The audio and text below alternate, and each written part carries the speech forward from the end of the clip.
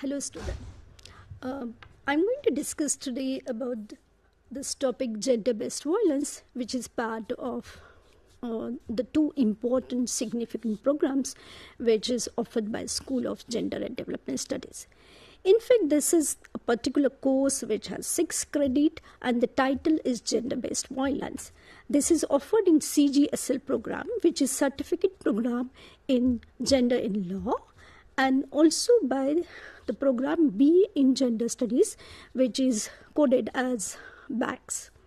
So in order to understand what exactly gender-based violence means and why we sort of engage with this particular topic, or in order to understand in fact the whole course outline which we have to study in both BA Gender Studies and the certificate program which is offered by School of Gender and Development Studies, which is called Gender in Law. If you look around the entire globe, you would notice that there is a huge gender-based violence which is occurring across the globe. It's not only that a particular continent, but in order to understand this debate, what gender-based violence means, we have to sort of investigate why this gender-based violence is occurring. There's a major effort done by internationally as well as in the South Asia and also in India. How do we eradicate the gender-based violence? And it's one of the biggest challenge to the entire world. Now, this particular course, BGS 012, is developed to sort of understand the debates around and how it is happening. If you in fact look at gender-based violence, particularly that the ways in which from historical to the contemporary time, you would sort of engage with these debates in the ways in which patriarchy operates in the society. Now, if you look at particularly this course, gender-based violence, it is divided into 5 blocks.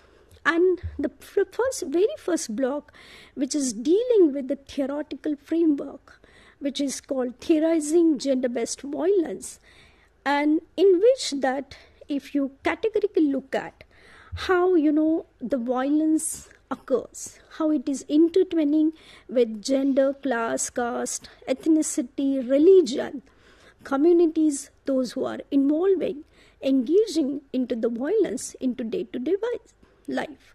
At the same time, you would also see that who ultimately suffers. It's all of us who suffer end of the day when there is a violence happen in any society, and if you look at gender-based violence, a particular category, gender-based violence, which is in a different form manifested through, patriarchy in a different manner, you would clearly understand that it is something which is a very serious issue and it has to be addressed in a, serious manner. So let us get into this debate to understand the block 1 and each unit is offering us while studying what. How do we go about it? So the block 1, which is dealing with theorizing gender-based violence, in which you would see Unit 1, Patriarchy and Violence in Contemporary India. Unit 2 is dealing with caste, culture and religion. Unit 3 is dealing with violence against communities. Unit 4 is dealing with violence within communities. Now, if we further move on, you would see the block 2 is dealing with crime against women, in which Unit 5 is dealing with domestic violence. If you look at the ways in which we are engaging with these debates also. We do know the Domestic Violence Act of 2005, but still then, why is it so happening? Unit 6 is dealing with sexual violence and related offense. Unit 7 is dealing with female feticide and infanticide, which is again been a very, very serious issue. Unit 8 is dealing with women in institution. Unit 9 is dealing with cyber crimes. And then you have the block 3, which is dealing with violence against collectives, in which the communal violence. Unit 11 is dealing with caste-based violence. Unit 12 is dealing with political conflict and insurgency. Unit 13 is dealing with state-led violence. And as we move on, you would also going to go and understand in the block 4 violence against LGBTQ plus people. As we know that last year there was a debate about that equality barriers should be there or not. So we are of course going to cover some of the core issues, but how do we look at this? So Unit 14 is dealing with the same-sex relationship and law. Unit 15 is dealing with institutionalized and social violence. Unit 16 is dealing with the violence and discrimination. And at the end, block 5, which is dealing with health law, because health is one of the component which is largely ignored, particularly in South Asian countries and the developing nation state, including India. So the Unit 17 is dealing with the reproductive health. Unit 18 is dealing with the surrogacy. Unit 19 is dealing with the mental health law, and Unit 20 is dealing with the occupational health. Now, let us get into this debate and try to understand what each chapter is going to offer to us. For instance, the patriarchy and violence in the contemporary India. Now, if you look at the category of the patriarchy, which is central to the entire course, one would see that the ways in which the perspective and practices of the social and the political struggle of the women and marginal and the sexual minorities which is occurring in the society. Now, through this, that the attempt is to explore the various dimensions of the category of patriarchy. It provides the definitional understanding of the term patriarchy. And I would in fact urge to all of you to go through a basic readings, two important authors, which is one is Sylvia Walby and the other is Alison Jagger. And also if the time permits and if you are interested, also look for the other books which are there like Valerie Bryson. Now, in this context, that how the liberal, socialist, Marxist, radical feminists, these are all theoretical debates which has been brought by this ideological standpoint by these scholars, and how they look at the patriarchy. Now, patriarchy is something which is a key factor, but consequential violence are also need to be demonstrated the specific nature of the patriarchy. So it differs from one ideology to the other ideology and how it operates. So scholars have offered a critique to it at every moment. For instance, that when we look at the Indian context, caste and religion that reproduce patriarchy are also to tease out, to differentiate the ideological and practical ramification of the patriarchy. Now, one of the key component of it is that how do we transform it? So there is also in the patriarchy which is transforming character, and also it is reflect and it shows a different kind of variation to us. For instance, the contemporary, if we look at the manifestation of the patriarchy in the contemporary context, we would see that the ways in which the online public sphere is reproducing and mediating patriarchy. There is always been a positive and negative sides of it, but when it comes to the patriarchy, the ways in which it operates at, in public sphere, in the online platform, in a multiple forms. So those mediated constructions are also explored to make the nature of the current society. Like the social media is one of the key component of it, and the ways in which that we do have the laws, but still why is it happening? Now the best example is that the trolling, and gender trolling can be one of the example to sort of explore for all of you when you study it. The ways in which that, for instance, take an example that when there are elections going on, how the candidates have been trolled. There are different forms, the ways in which it operates at different social level and the social media platform.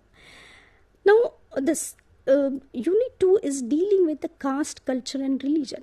Now, if we look at the key component is again the violence against women, which is again a social phenomena, and every year lakhs of women are subjugated to wide spectrum of violence, ranging from rape, sexual harassment, domestic violence, dowry murders, sati, witch hunting, homophobia, lesbian suicide, gay couple suicide, transgender suicide, and then the whole debate of displacement, denial of the wages, rejection of the authorities.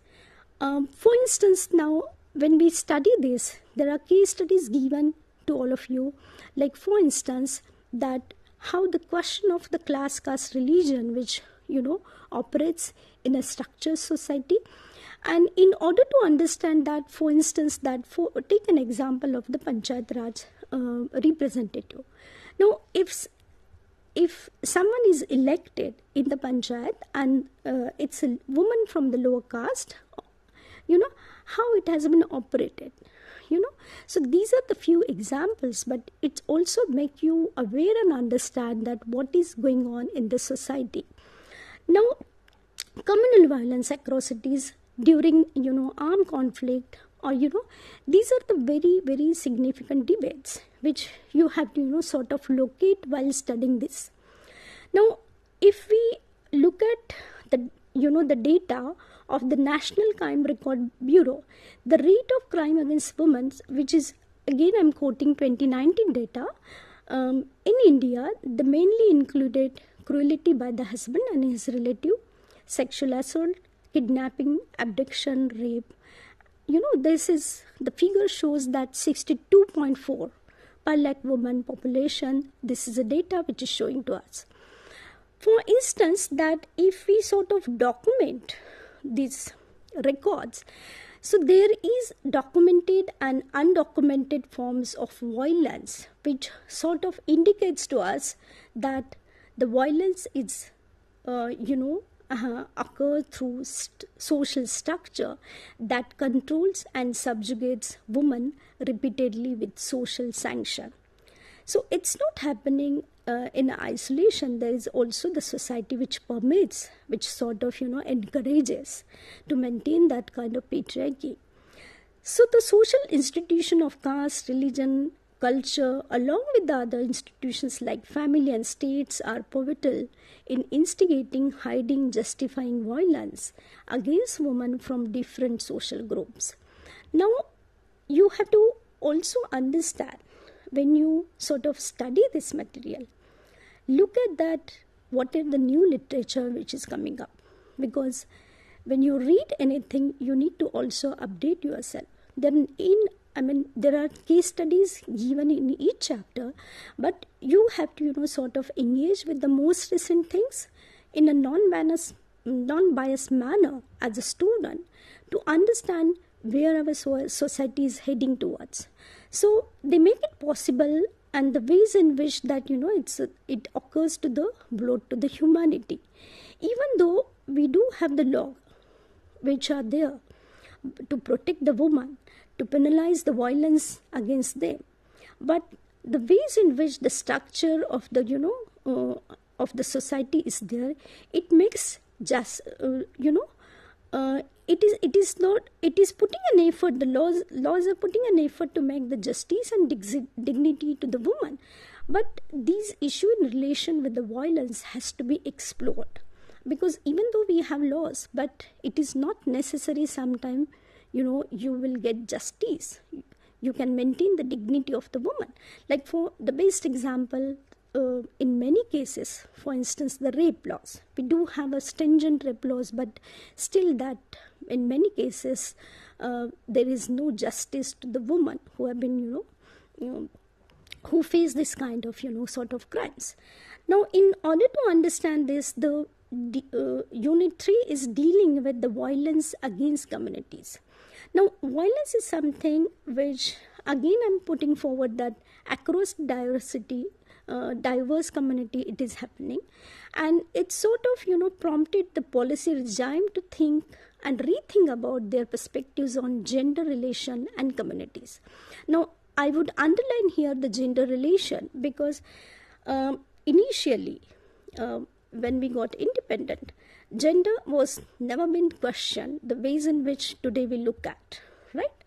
Because there's a connection between the gender relationship and the communities. Now, civil societal institution, various form of the governance and the human rights have been collectively working to address these issues. And you would see that the ways in which that it has, dealing with the violence in everyday basis. So society needs to be, reframed according to renewed, healthy perspectives, and the perspective, and the new perspective has to be developed. So if we sort of develop this kind of framework and keep it in mind, such understanding, then only we can address the larger questions related to the stigma arises from the gender hierarchies and violence. You have to also understand that how the gender hierarchies occur in the society. Therefore, it is very important to study the nature of the conceptualization of the very conceptualization of the violence. And then we need to discuss the ways in which the perspectives on ethnic violence, social stratification, question of the race, class, how it is intertwining. Further, then it engages with the category of violence and it impacts on the community. Now, for instance, if we further go and look at Unit 4, which is again in the Block 1, you would see that violence within communities is very much there. And violence within communities is also a serious concern.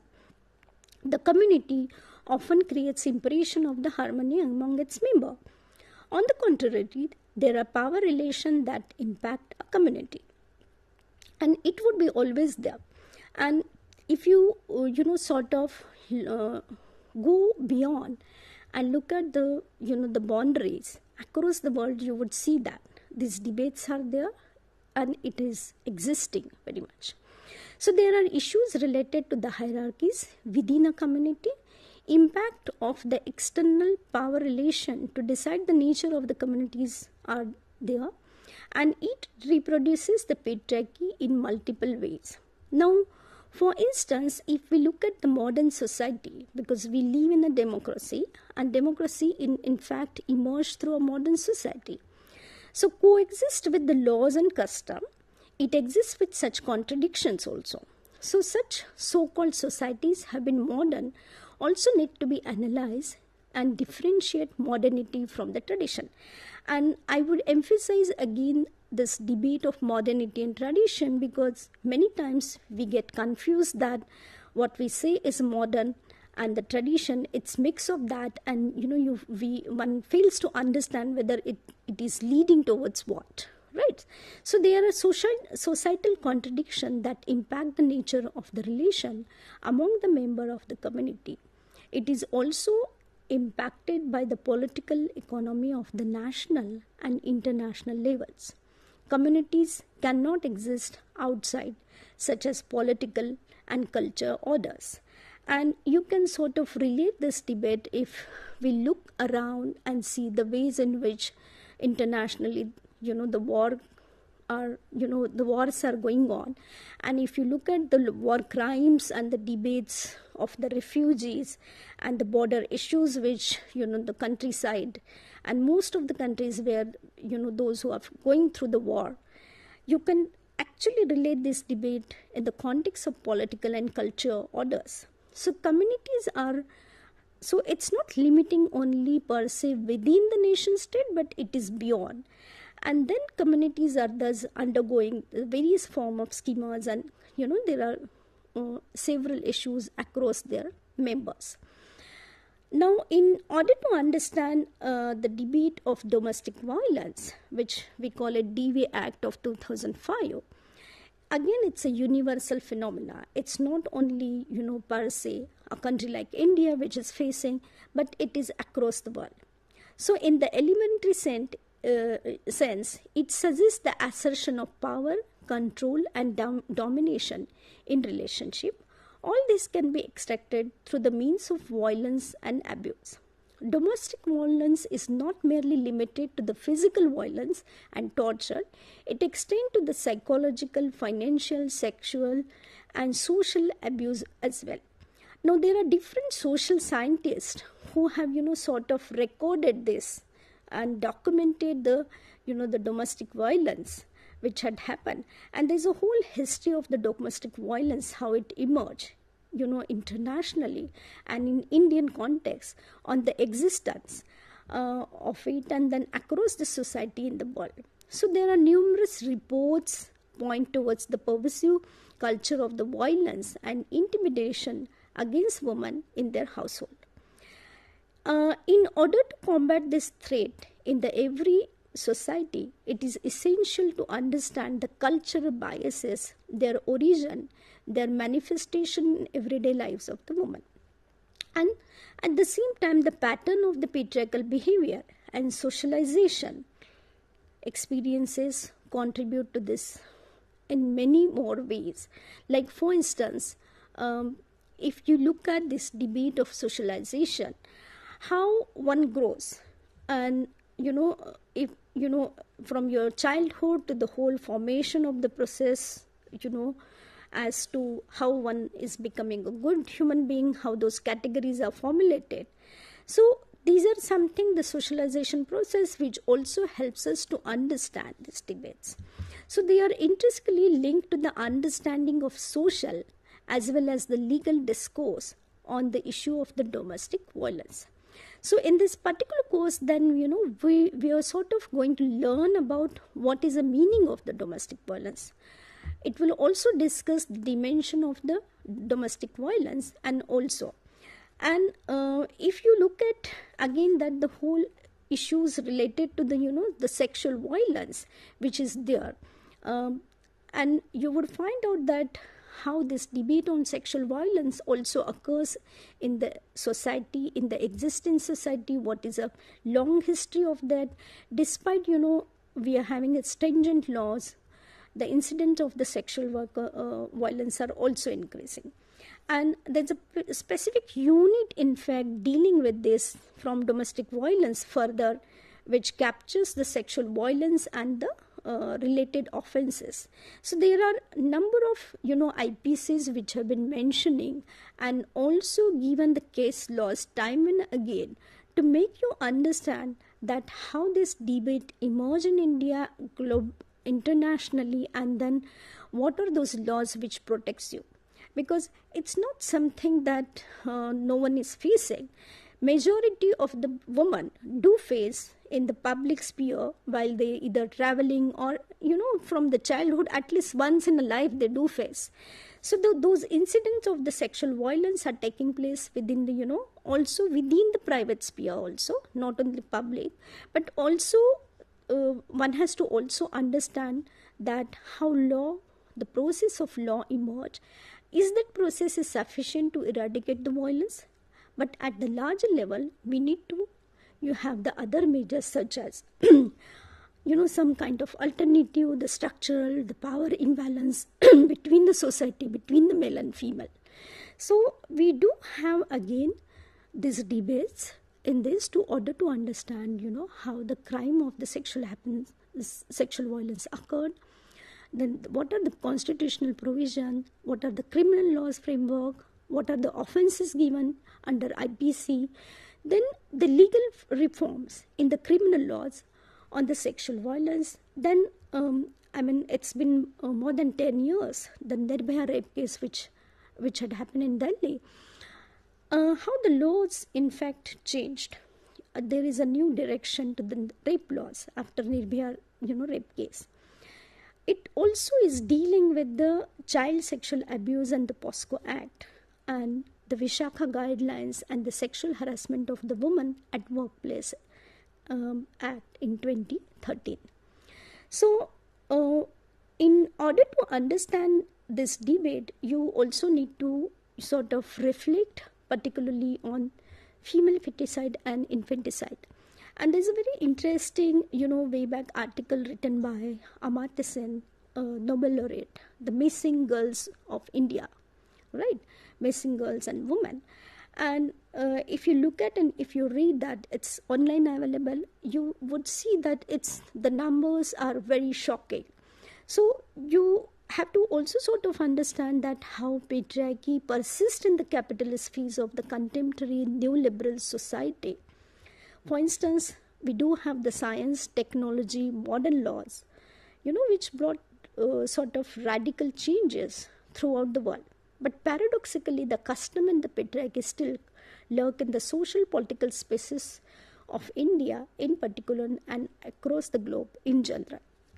So, you are sort of going to go and engage with it in order to understand this debate. Now, if we again further go and look at that, the gender-based violence, which is again been a debate, and which is again central to the various social movements and global policy regime. So, in order to understand this debate, like for instance, if you go to certain countries in Africa, even today you will see that how feticides are happening, right? Even in some parts of India, even those, if I mention few states like Maharashtra, even in Tamil Nadu, it is happening, those so-called, a state which is so-called developed state, which has a legacy, but still when the girl child's born. So these incidents are happening even in India and across the globe. However, the atrocities against the woman and the girl childs are increasing day by day. The number of the missing women in India, it is rising, and it's again become a very serious question related to the gender equation in India. So, in order to understand this debate, one can, sort of look at the work, like for instance, again one of the Nobel laureate Esther Duflo's work. What she argues that, in fact, when we look at her work, she sees that the leadership of the woman is being challenged in various ways. So, and the issues related to the female feticide, infanticide, or the missing girl child have become one of the vexing societal questions in India. So, if we look at gender and sex selective deaths are proliferating as well, and we do have the Indian Constitution mandate, which provides equality as a key principle of the social existence, and yet many marginalized groups and the communities have to face discrimination and subordination. So in order to understand this debate, then we have to sort of understand these problems which are raising and majorly sort of questioning the equality and the ethics in the context of the developing societies. Now, again, that if we sort of look at consciously the act of aborting female fetus, and also the ways in which the child murders are happening, and every year the data is increasing, the existence of the girl child is again been unbearable and for the patriarchal society. So on the contrary, the boys are preferred, and this is a very common phenomena across the world, which also in India, the class, caste, ethnicity, but there's a preferences of the boy child. So you would see the choice of the individual irrespective of the gender which is there, and then it deals with again the reproductive rights of the woman, which is challenged in a particular sense. So we have to sort of engage with this debate in a very serious manner. It is again been that very retrogressive societal practices which question the complex nature of the culture and gender. So if we look at in fact women, and one of such group as a woman, they have to negotiate with the masculine institutions, structure and processes on the day-to-day basis and their existence which is there. Now, if you move further, you have to also understand how women in institutions are located. I mean, we do have different kinds of, constitutional provision, but particularly in this course, when we very thoughtfully, put an effort to make you understand how the woman in the prisons live.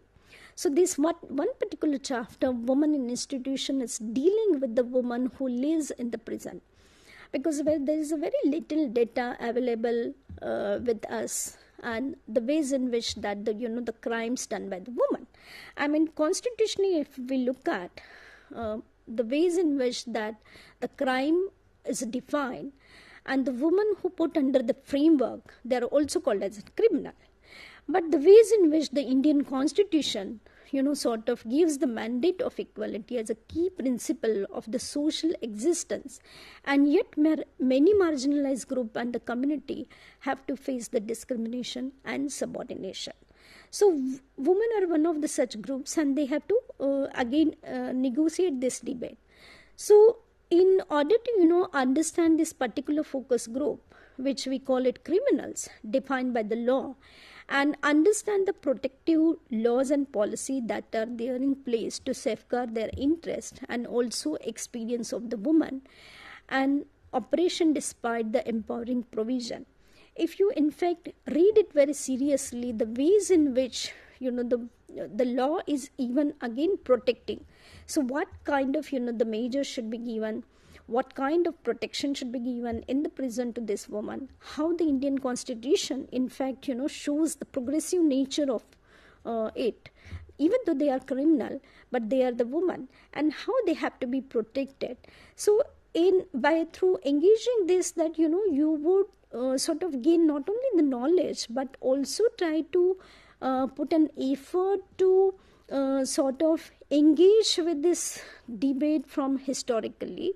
How do we place and locate the category of the woman, and how state try to accommodate the concern of these women who are present, who are with itself the conflict with the law. What happens when the protector turn out oppressor? Because there's also been a violence which happens. So how far is the law able to address the needs of this woman? How can the state be made more responsive and representative? So as you read, you would understand that these debates are very, very important. One of the significant thing is that which we need to understand is that dealing with the cyber crimes.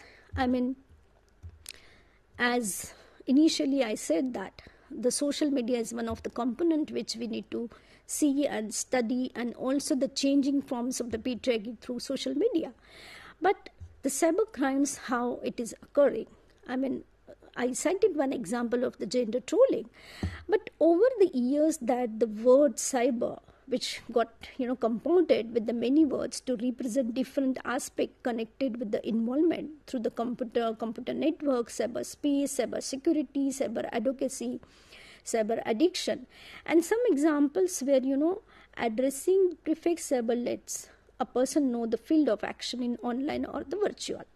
So if we look at the cyber crime as a term, you would see that this usage came in the year 1995, and it was first proposed by Sussman and Hudson to refer to the crimes involving the computer and computer network. So in this particular unit that we will learn the meaning and definition of the cyber crimes, how cybercrime operates in the society, that different also laws and the case studies which is specifically given to protect, and what kind of measures the government of India has done. For instance, like we do see the hate crimes. If we look at the Law Commission's guideline, 2017 is one of the very important intervention done on hate crimes by the Law Commission. So those laws are existing.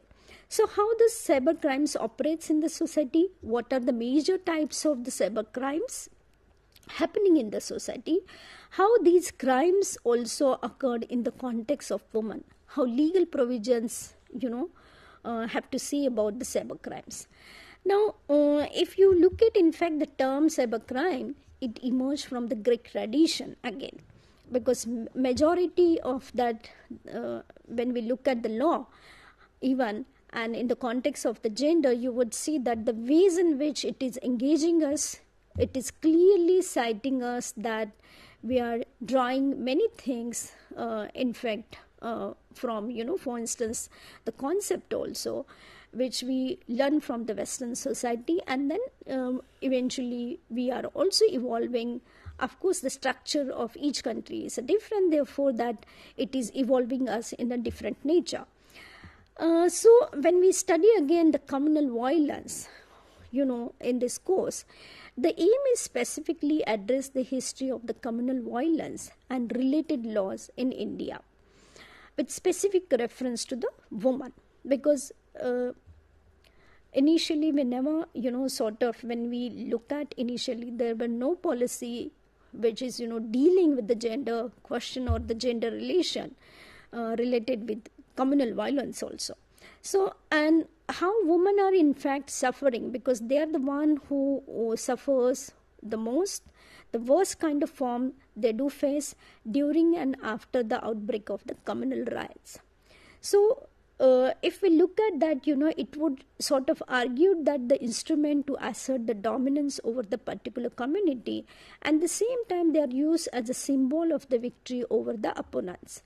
So you would, sort of lay out the foundation emphasizing on the, common crime against the woman during, violence like murder, rape, sexual assault, abduction, to make a case of the special law which shall cater the particular nature of these crimes committed, and the ways in which that the environment of the hate, religious, caste supremacy which operates, so in which that, it sheds the light on the legal discourse surrounding the communal violence in India, access the extent of engagement of the law with the crimes committed against the woman.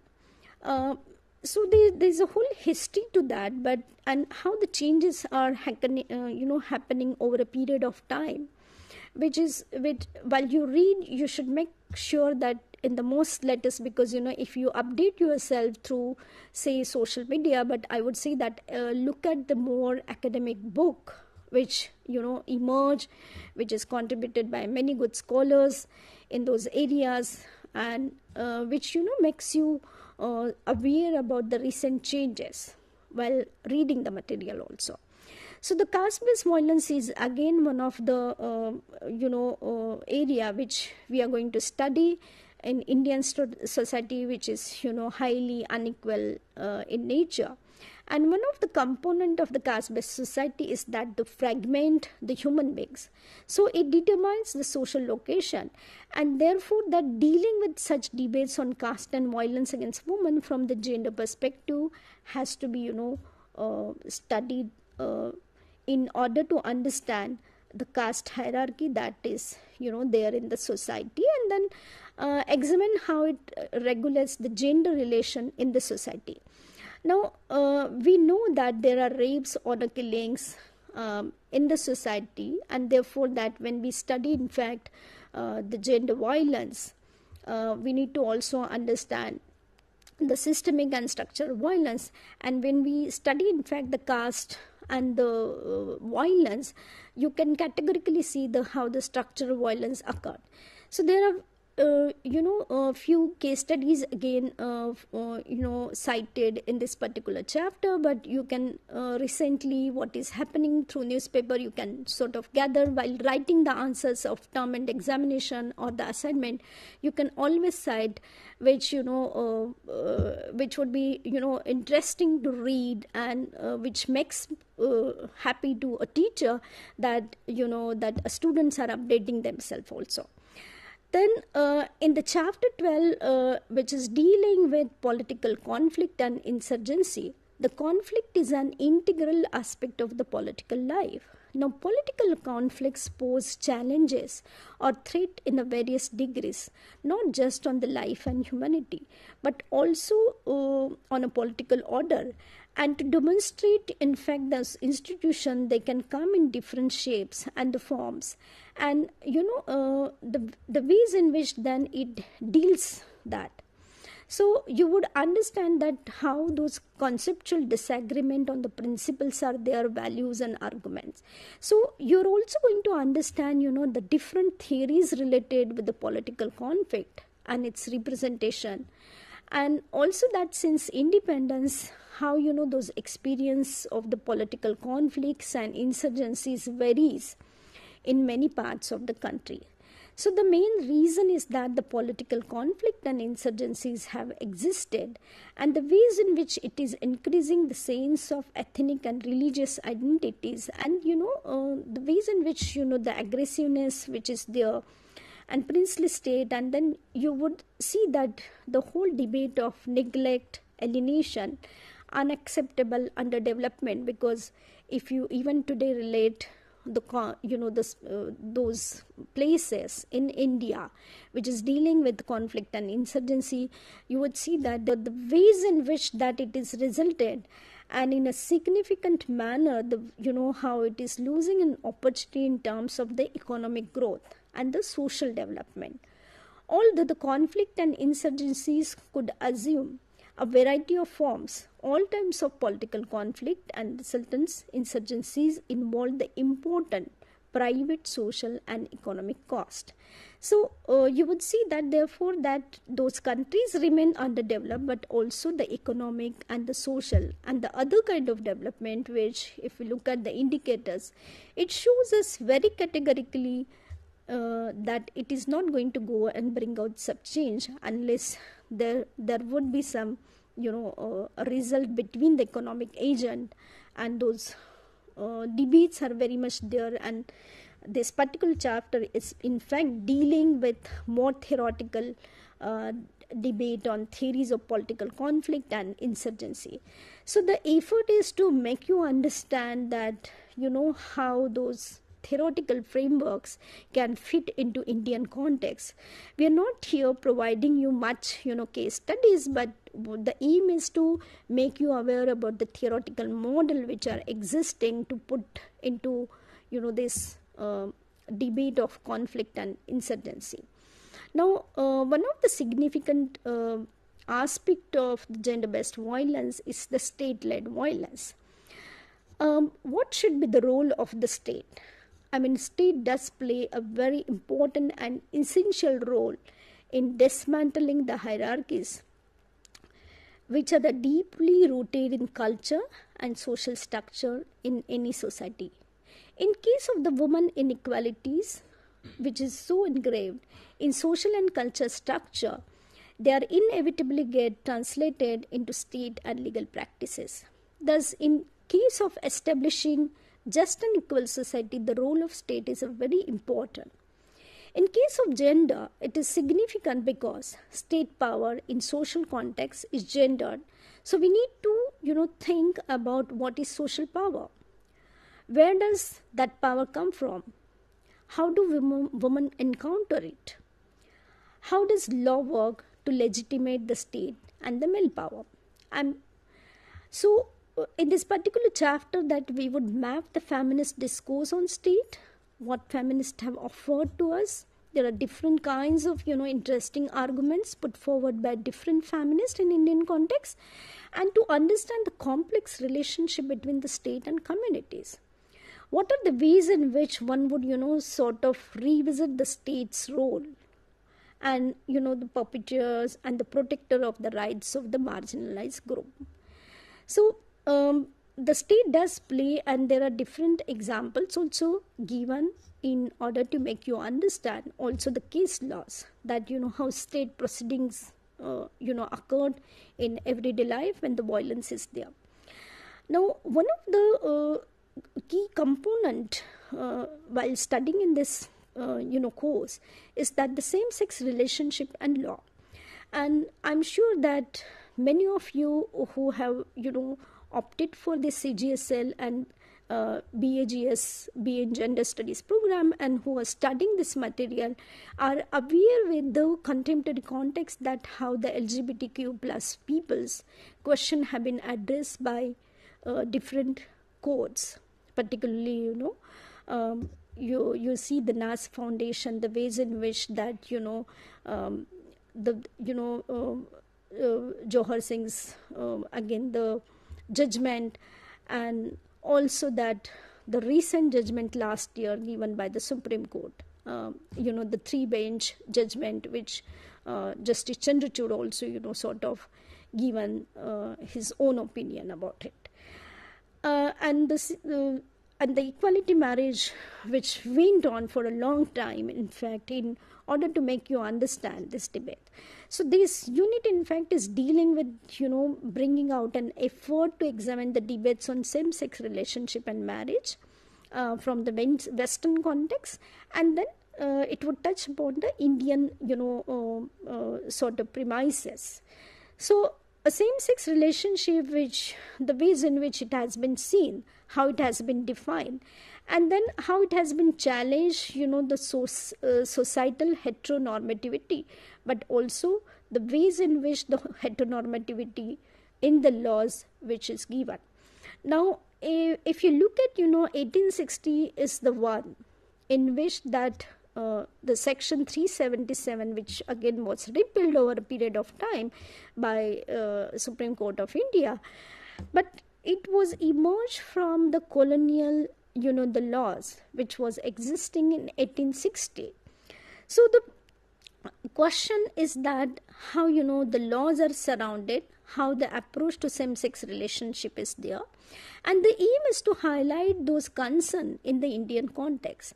So this unit would explore how and what extent that these relationships are conferred legal recognition in India, the progress made in the recent past, why the laws need to be recognized, the same-sex relationship, what are the effects, non-recognition of such relationships. So, and this is, the ways in which it is described very beautifully by very leading scholars, that in order to understand, like for instance, the example given from the US and also from the India, and the whole history of it, and the whole, the shift and changes which happen. And we must also accept that eventually that the progressive judgments given by our judges also, right? And the society which also, of course, changing, even though, there's a discrimination, but it's also changing. We must also accept that change also.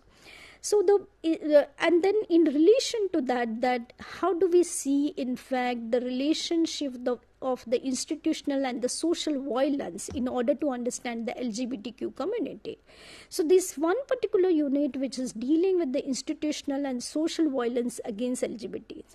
So for instance, the institutions like education, institutions like health sector, these are institution, how it is dealing with, the LGBTQ people. So it is essential to, distinguish the institutional and the social violence from other kinds of the violence. And for instance, that Johann Gutenberg's distinctions between the institutional and structural violence and the cultural violence, and the direct violence, which is valuable framework for understanding this unit. So the key aim of this particular unit is to reflect the various kinds of, subtle and non-subtle forms of the violence against queer people, and arise from the structural and the institutional dynamics in four institutional realms, particularly law, education, health, and you would also understand that the ways in which that the this word queer, which is again sort of denoting to non-normative genders, such as also transgender or the bisexuals also. So in then order to understand this, particularly this complete book which is dedicated to LGBTQ people, their issues, discrimination, the ways in which the violence happened to them. It is also the violence and discrimination which has to taken into consideration in order to understand their life. So the ways in which that the previous chapter in this course, which we discuss about the institutional and social violence of the sexual minority, the violence and discrimination, this particular chapter is again dealing with the LGBTQ people. So you would find out that on the basis of their sexual identities, these community face abuse, in India and of course in other parts of the world. So this violence and discrimination exists despite the fact that Supreme Court of India on 6 September 2018 in Navtej Singh Johar versus Union of India has ruled that the consensual homosexual act is no more constitutes a crime. So what I'm trying to argue is that these judgments are given while studying, read very carefully and understand those judgments time and again given by different high courts and also the Supreme Court of India. So if you read this judgment, according to this verdict, broadly, the citizens of this country are free to celebrate, their gender identity, sexual identity, and should face no discrimination. But still we see that there are brutal cases which are occurring, right, or the brutalities against the LGBT which is existing. So, and you would also see that the government of India in 2019 brought out a law also, the Transgender Protection of the Rights, which is an act in 2019 that aims toward protecting the rights of the sexual minorities. So we will find out the laws not alone is sufficient to eradicate the violence, but at the larger level we need other kinds of measures or the alternatives, the structural and power imbalance between the ways in which the social relationships are organized in patriarchal or the male-dominated society. Now, as we move on, you would also see the reproductive health, now which is again a area which we need to study and understand very seriously, because health is something which we never took seriously, and then when the pandemic happened, then suddenly we all of us were very shocked that why is it happening. So reproduction is again been closely related when one is engaging with the law, and it has to how those conceptualization and are instrumental to regulate the social realm. For instance, that there is a concern of the law with the reproduction which appears to be counterintuitive. However, a deeper look into violations such as forced sterilization of the woman and then FGM, these are the again related with feticide and infanticide debates. But then the criminalization of abortion, forced pregnancy, these are the debates which one has to also look at in a very, very serious manner. And there are different scholars who have done a fascinating work on this. You must read that. At the same time that the claiming the dignity, which has again been a debate which is there by using the law to advance the reproductive and sexual health rights, which is many feminists are talking about and talked about. So around and in, you would see that the ways in which that the potential differences there, which is dealing with that. And if we look at, in fact, the reproductive health to the women's empowerment and gender equality, the SDGs 3 envisioned that 2013, the intervention must be made for the universal access to sexual and reproductive health service care, including for the family planning, information, education, integration of reproductive health and national strategies and programs. So you would see that the ways in which then again the UNDP, which measures the gender inequality among the countries, and gender inequality index, which which sort of looks at the female reproductive health index. So you have to get into this debate and also try to understand the concept of reproductive health and reproductive rights, and also the ways in which that the human rights establish those laws. So what are the role of the courts ensuring the access to these rights in Indian context?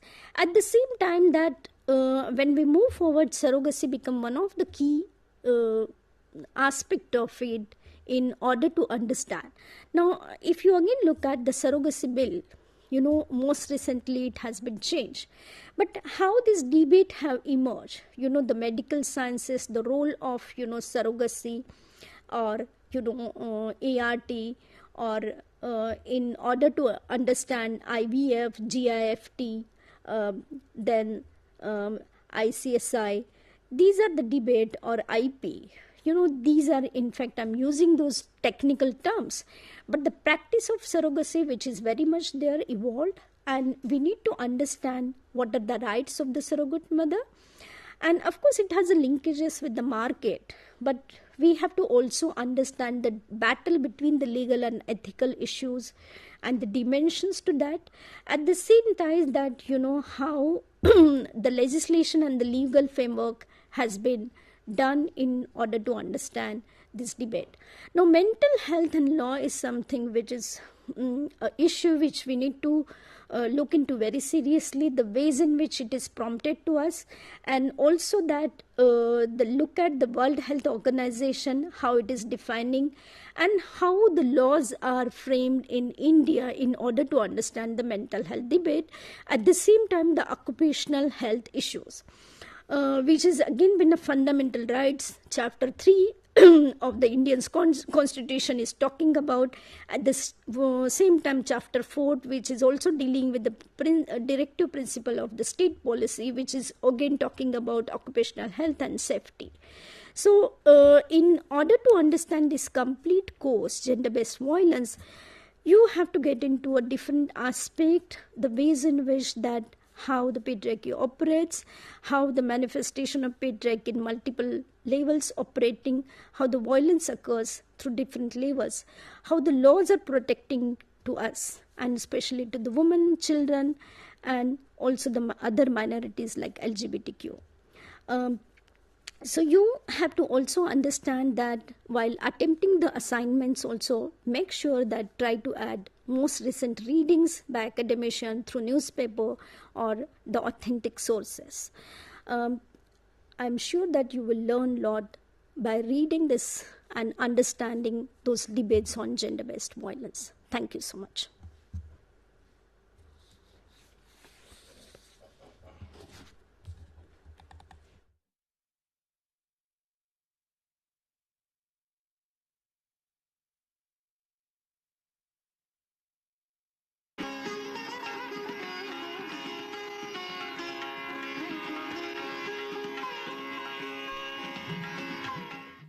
Welcome. In this